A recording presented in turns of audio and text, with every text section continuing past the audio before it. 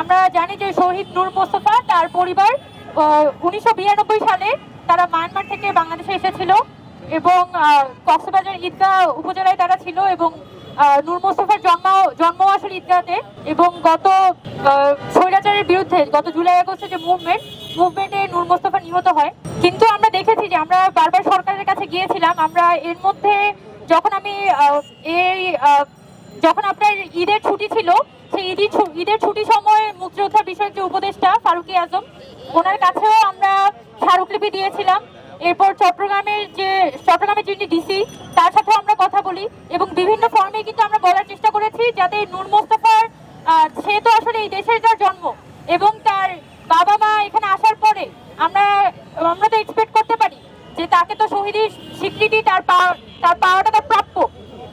তো সেই জায়গা থেকে সরকারের কাছে আমরা এই আবেদনটা সবার পক্ষ থেকে জানিয়েছিলাম যে নূর মোস্তফার শহীদি স্বীকৃতি এবং তার পরিবারের যাতে একটা অনারারি তাদেরকে নাগরিকত্ব দেওয়া হয়, যেটা বাংলাদেশে বিভিন্ন সময় হয়ে এসেছে। বাংলাদেশে আমরা জানি যে মুক্তিযুদ্ধের সময় একজন বিদেশিকে কিন্তু বাংলাদেশে আপনার মুক্তিযোদ্ধা হিসেবে স্বীকৃতি দেওয়া হয়েছে।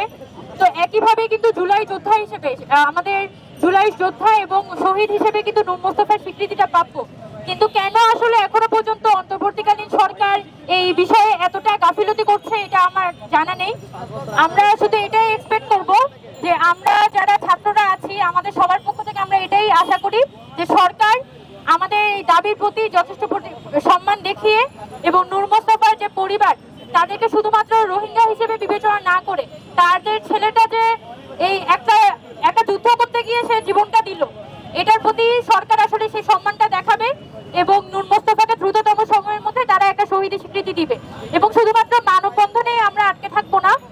আমি একটু আগে বলেছি আমি একটা প্ল্যাটফর্মের সাথে যুক্ত, এম্পাওয়ারিং আওয়ার ফাইটার্স নামে, ওখান থেকেও আমরা স্মারকলিপি দিয়েছিলাম ফারুক আজমের কাছে এবং সরকারের কাছে বৈঠক করে আমাদের যত প্ল্যাটফর্ম আছে তাদের সবাইকে কিন্তু সরকারকে বিশেষভাবে চাপ দিতে হবে। শুধুমাত্র নূর মোস্তফার শহীদ স্বীকৃতি না, আমাদের আহত শহীদদের পরিবারের পুনর্বাসন, তাদের দেখভাল, এটা কিন্তু সরকারের দায়িত্ব। কারণ আমরা যদি আহত শহীদের পরিবারদের দিকে তাকাই, তাদেরকে ভাবা হচ্ছে যে 1 লাখ টাকা ধরিয়ে দিলাম বা 5 লাখ টাকা ধরিয়ে দিলাম, এরপরে আমার সব দায়িত্ব শেষ। এটা যে রাষ্ট্রের একটা দায়িত্ব এই পরিবারগুলোকে দেখে রাখা, আহতদের চিকিৎসার সবসময় দেখাশোনা করা, এটা কিন্তু সরকারের পক্ষ থেকে ভালোভাবে হচ্ছে না। যার ফলশ্রুতিতে আমাদের গতকালকে রাতে একজন আহতের সাথে আমার দেখা আমার হলের সামনে, তিনি তার গ্রামে যাচ্ছেন পাবনাতে, যাতে কিছু বিক্রি করে উনি শহরে চলতে পারেন। মানে এমন একটা, এবং তিনি কিন্তু আহত হিসেবে 1 লাখ টাকা পেয়েছিলেন জুলাই ফাউন্ডেশন থেকে, কিন্তু তার যেটা খরচ হয়েছে সেটাই 1 লাখ টাকা থেকে অনেক বেশি। ওই খরচ এবং পরিবারের ভরণ পোষণ তিনি ঠিক মতো আসলে চালাতে পারছেন না, যার কারণে তার নিজের এলাকায় গিয়ে কিছু জমি জমা বিক্রি করে তিনি চলতে পারেন কিনা সেটা দেখছেন। এবং আমার সাথে দেখা হয় এবং উনি আমাকে বলেন যে তার যদি কোনো ব্যবস্থা করতে পারি। তাহলে চিন্তা করেন যে আরো হাজার হাজার আহত এরকম আছে যাদের এই ধরনের খুবই কষ্টের মধ্যে দিনাতিপাত করতে হচ্ছে।